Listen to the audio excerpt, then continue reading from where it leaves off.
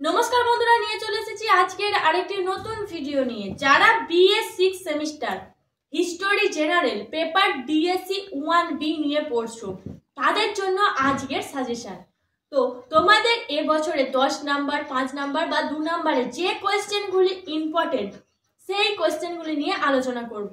তো প্রথম যে কোয়েশ্চেনগুলি তোমাদের জন্য important history general DSC 1B, প্রথম যে 10 নাম্বারের কোয়েশ্চেনগুলি ইম্পর্টেন্ট। প্রথম কোয়েশ্চেন হচ্ছে ভিয়েনা সম্মেলনের মূল নীতিগুলি আলোচনা করো। 2, নাৎসি বিপ্লবের সফলতার কারণ ও তার গুরুত্ব আলোচনা করো।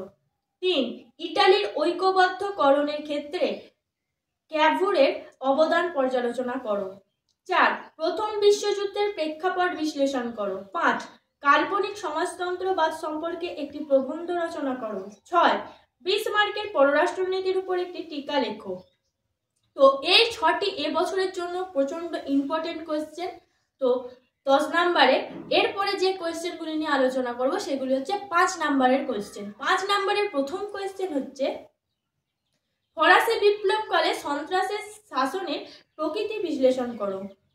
2, ফ্রান্সে ফেব্রুয়ারি বিপ্লবের 1848 ফলাফলগুলি আলোচনা করো। 3, তুমি কি মনে করো নেপোলিয়ন প্রকৃত অর্থে বিপ্লবের সন্তান ছিলেন? 4, প্রথম ও দ্বিতীয় বলকান যুদ্ধের কারণগুলি সংক্ষেপে আলোচনা করো। 5, প্রথম বিশ্বযুদ্ধের জন্য জার্মানির দায়িত্ব কতখানি ছিল? 6, ব্রিটেনে শিল্প বিপ্লব শুরু হয়েছিল কেন? 7, মহামন্দার প্রভাবের উপর একটি টিকা লেখো। 8, দ্বিতীয় বিশ্বযুদ্ধে অক্ষ শক্তি কেন পরাজিত হয়েছিল? 9, ক্রিমিয়ার যুদ্ধের ফলাফল আলোচনা করো। তো এই ছিল তোমাদের 5 নাম্বারের যে কোয়েশ্চেনগুলো ইম্পর্টেন্ট সেগুলো। তো এবার যে কোয়েশ্চেনগুলো নিয়ে আলোচনা করব তোমাদের সঙ্গে সেগুলি হচ্ছে 2 নাম্বারের কোয়েশ্চেন। তো 2 নাম্বারের প্রথম কোয়েশ্চেন হচ্ছে টেনিস কোর্টের শপথ কি ছিল? 2, 1791 খ্রিস্টাব্দে ফ্রান্সে সক্রিয় ও নিষ্ক্রিয় নাগরিক বলতে কাদের বোঝানো হতো? 3, কোন সালে ও কাদের মধ্যে ট্রাফালগারের যুদ্ধ সংঘটিত হয়েছিল? 4, 100 দিবসের শাসন বলতে কি বোঝায়? 5, কোন সালে ও কেন ভিয়েনা সম্মেলন আহুত হয়েছিল? 6, ফরাসি বিপ্লবের সময় 1789 ফ্রান্সের রাজা ও রাজতন্ত্রের নাম লেখো। 7, সাকুলেত নামে কারা পরিচিত ছিলেন? 8, মহাদেশীয় অবরোধ কি? 9, ইউরোপীয় শক্তি সমবায় বলতে কি বোঝো? 10, মেটার্নিক পদ্ধতি কি?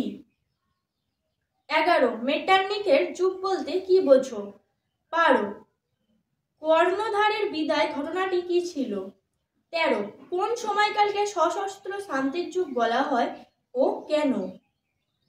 14, কার্বনারি কারা, তাদের কেন কার্বনারি বলা হতো?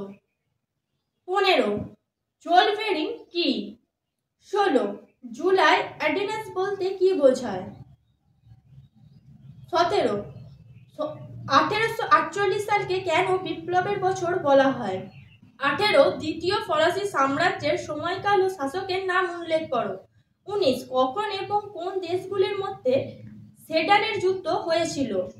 20, সেরাজেভো হত্যাকাণ্ড সম্পর্কে কি জানো? 21, জাতিসংঘ গঠিত হয়েছিল কেন? 22, ফ্যাসিবাদ কি? 23, কত সালে ও কোথায় নিরস্ত্রীকরণ সম্মেলন হয়েছিল? 24, দ্বিতীয় বিশ্বযুদ্ধের সময়কাল উল্লেখ করো। 25, আটলান্টিক সনদ কি? কোন কোন দেশের স্বাক্ষরকারী ছিল? 26, ইউরোপের রুগ্ন মানুষ কোন দেশকে বলা হতো ও কেন? 27, কোন কোন রাষ্ট্র ত্রিশক্তি আতত গঠন করেছিল ও কি উদ্দেশ্যে? 28, আনস্লুচ কি? 29, ব্লিটজক্রিগ কি? 30, মার্কেন্টাইলবাদ বলতে কি বোঝো? তো এই ছিল তোমাদের 2 নাম্বারের কোয়েশ্চেন। তো এই বছরের জন্য যে যে কোয়েশ্চেনগুলি তোমাদের ইম্পর্টেন্ট 10, 5 ও 2 এর সেই কোয়েশ্চেনগুলি নিয়ে কিন্তু আলোচনা করলাম। তো আজকের ভিডিও এই পর্যন্তই। তোমাদের যদি অন্য কোনো পেপারের সাজেশন বা কোয়েশ্চেন পেপার দরকার হয় তাহলে আমাদের কমেন্টে জানাতে পারো। আজকের ভিডিও আর বড় করছি না। ধন্যবাদ সবাইকে। Junior education.